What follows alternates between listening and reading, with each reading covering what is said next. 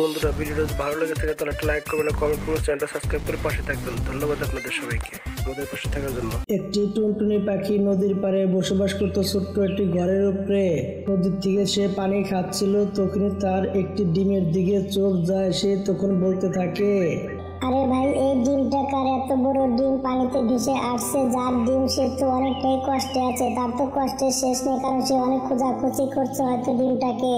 যে করে হোক না কেন আমাকে ডিমটাকে বাঁচিয়ে নিতে হবে। এসব কথা বলে টুনি তখন ডিমটাকে তার বাসার সামনে নিয়ে এসে রোদ্রে শুকা দেয় এবং ডিমটাকে সুন্দরভাবে যত্ন করতে থাকে।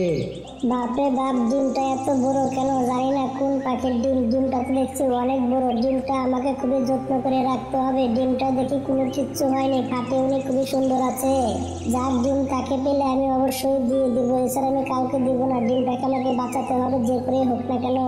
টুনটুনি পাখি তখন সেই ডিমটাকে সুন্দরভাবে যত্ন করতে থাকে, বাসায় নিয়ে যায়, অনেক সুন্দরভাবে ডিমটাকে রাখতে শুরু করে দেয়। অন্যদিকে তখন সে জায়গায় কালো আর গরিব বসে বসে তারা জানতে পেরে গিয়েছিল যে টুনটুনি পাখির কাছে একটা ডিম আছে। তখন গরিব বলতে থাকে, কালু, আমি মাসের কাছে শুনতে পেয়েছি যে টুনটুনি পাখি নাকি একটা ডিম পেয়েছে নদীর পাড়ে। ডিমটা নাকি অনেক বড়। টুনটুনি পাখি ডিমটাকে খুবই যত্ন করে রেখে দিয়েছে। ডিমটা যদি আমি পেতাম তাহলে খুব মজা করে ভেজে খেতে পারতাম। কত দিন হয় কারো ডিম খাই না, কোনো পাখি ডিম খাই না। খুবই খারাপ লাগছে কথাটা শুনে। ডিম আমাকে যে করে হোক না কেন খেতেই হবে। গরিব বউ, তুমি সত্যি কথা বলেছো। ডিমটা পেলে খুবই ভালো হতো, খুবই আরাম মতো খেতে পারতাম আমরা দুজনে, আমাদের পেটটা ভরে যেত। যে করে হোক না কেন আমাদেরকে ডিমটা খেতে হবে। টুনটুনি পাখিকে নজরে নজরে রাখতে হবে আমাদেরকে। কালো আর গরিব তারা জামাই বউ এই বুদ্ধি করে তখন তারা সেখান থেকে টুনটুনি পাখির বাসার সামনে একটি বাসা বানিয়ে নেয় এবং টুনটুনি পাখির দিকে নজর রাখতে থাকে। তখন সেই জায়গায় মেঘ জমে যায় এবং বিদ্যুৎ চমকাচ্ছিল এবং বিদ্যুৎগুলো যে চমকাচ্ছিল, অন্যদিকে বৃষ্টি হওয়ার সম্ভাবনা খুবই বেশি ছিল। অন্যদিকে তখন টুনটুনি পাখি বলতে থাকে, আকাশে অনেক মেঘ জমেছে, বাতাস ছেড়ে দিয়েছে, হয়তো মনে হয় বৃষ্টি হবে, ঝড় হবে, কিন্তু এই ডিমটাকে আমি কিভাবে বাঁচাবো? আমি নিজে তো বাঁচতে পারবো না, কিন্তু ডিমটাকে দিয়ে করে হোক না কেন আমাকে বাঁচাতে হবে। গরিব দেখো, বৃষ্টি শুরু হলে ডিমটা যেন ভেসে না যায়, তুমি খেয়াল রেখো, আমাদের খেয়াল রাখতে হবে কিন্তু। কালু, তোমাকে এই কথা বলতে হবে না। জিভলায় তো আমার এখনই পানি চলে আসতেছে। আমার তো জিভলা দিয়ে পানি পড়ছে, কখন যে ডিমটাকে খেতে পারবো আমার আর ধৈর্য কুলাচ্ছে না। গরিব বউ, আমারও মন চাইছে ডিমটা এখনই গিয়ে আমি নিয়ে আসি, কিন্তু শয়তান টুনটুনি পাখির ডিমটা এখন দিবে না, কারণ তার জীবন বাজি রেখেও সেই ডিমটাকে বাঁচানোর চেষ্টা করবে। ডিমটাকে সে কখনো দিবে না। কতদিন হয়ে গেল ভালো কোনো পাখির ডিম খাচ্ছি না, আমার তো জিভলা দিয়ে এখনই পানি চলে আসছে। চালু করে ঘরটা ভেঙে পড়ে যাক, ডিমটা যখন ভেসে যাবে তখন আমরা ধরে নিব। টুনটুনি পাখির ঘরটা যখন ঝুলতে শুরু করে দেয়, কারণ অতিরিক্ত বাতাস ছেড়েছিল জোরে জোরে, তখন কালো আর গরিব তো অনেকটাই খুশি হচ্ছিল। তারা খুবই খুশি হচ্ছিল এরকম অবস্থা দেখে। তারা তো সেখানে দাঁড়িয়ে থেকে দেখছিল। হাই হাই, এখন আমার ঘরটা মনে হয় ভেঙে যাবে রে এই ঝড়ের কারণে। এখন আমি ডিমটাকে কি করে বাঁচাবো? হে আল্লাহ, তুমি আমাকে একটা রাস্তা বলে দাও। আমাকে যে করে কিছু হোক না করে ডিমটাকে বাঁচাতে হবে। চালু করে ডিমটাকে নিয়ে আমি এখান থেকে অন্যদিকে চলে যাই। টুনটুনি পাখি এইসব কথা বলে তখনই তার ডিমটাকে হওয়ায় চেয়ে তখন হাতে তুলে নেয়। তখনই ঘরটা পানির ভিতরে পড়ে যায় এবং নিচে ডুবে যেতে থাকে। এইসব জিনিস দেখে গড়িয়া কালো তো অনেকটাই অবাক হয়ে যায়।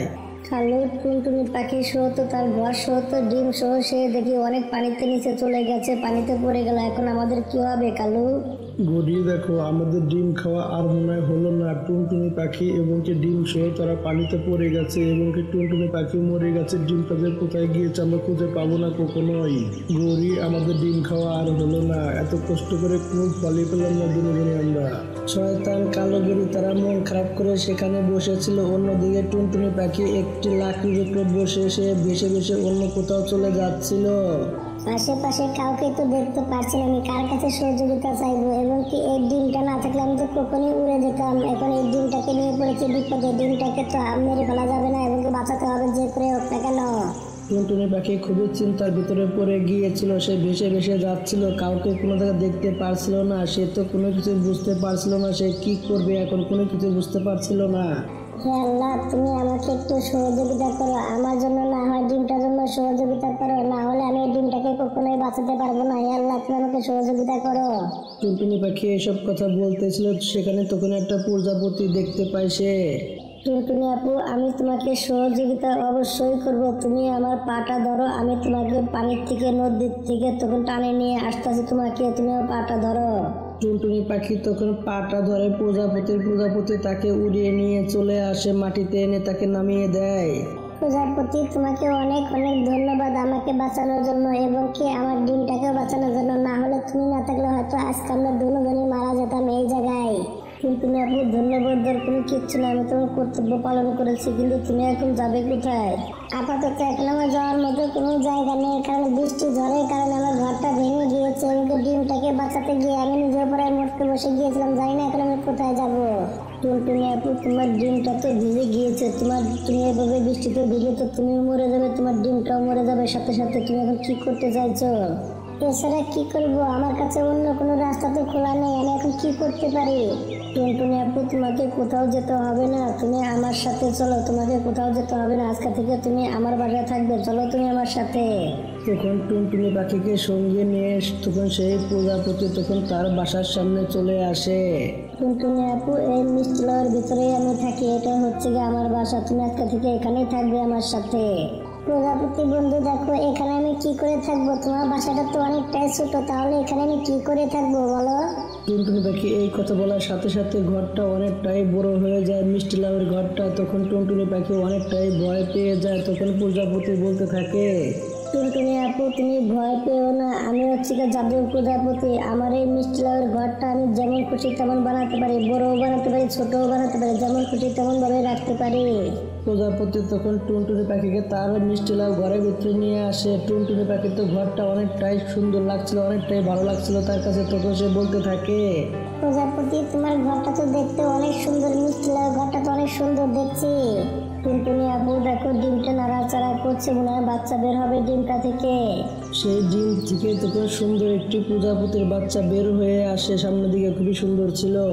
টুনটুনি আপু, তুমি আমাকে সত্যি করে বলো তো, এই ডিমটা তুমি কোথায় পেয়েছিলে? প্রজাপতি, এই ডিমটা আমি পেয়েছিলাম পানির ভিতরে, কারণ আমি পানি খেতেছিলাম নদীর সামনে। নদীর সামনে আমার বাসা ছিল, সেখানে পানি খেতেছিলাম, তখনই এই ডিমটাই দেখি ভেসে যাচ্ছে।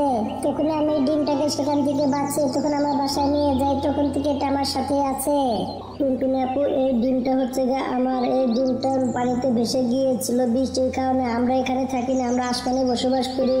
সেখান থেকে আমি খুঁজতে এসেছিলাম এই দুনিয়াতে এবং কি নদীর ধারে অনেক খুঁজেছি, কোথাও পাইনি, কিন্তু শেষ মুহূর্তে তুমি পেয়েছো আমাকে, আমার বাচ্চাটাকে বাঁচিয়ে নিয়েছো, তোমাকে অনেক অনেক ধন্যবাদ।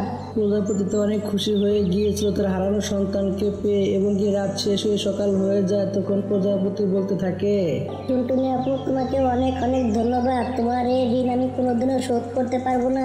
এর বদলে তোমাকে আমি এই জাদুর মিষ্টি লাউয়ের ঘরটা তোমাকে আমি দিয়ে গেলাম। এখন আমরা আমাদের দুনিয়ায় চলে যাব, যখন তোমার প্রয়োজন হবে আমাকে ডেকো, আমি অবশ্যই আসবো তোমার কাছে। টুনটুনি আপু, এই ঘরটা শুধু বলে তোমার কথাই শুনবে, আর কারো কথাই শুনবে না।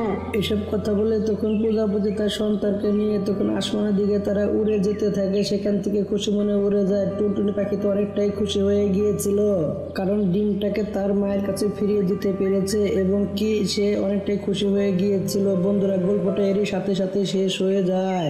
বন্ধুরা, আমাদের গল্পটা যদি ভালো লেগে থাকে তাহলে একটা লাইক করবেন আর কমেন্ট করে জানিয়ে যাবেন কেমন হয়েছে। আর যদি আমাদের চ্যানেলে নতুন হয়ে থাকেন তাহলে চ্যানেলটা সাবস্ক্রাইব করে পাশে থাকবেন। ধন্যবাদ আপনাদের সবাইকে আমাদের পাশে থাকার জন্য।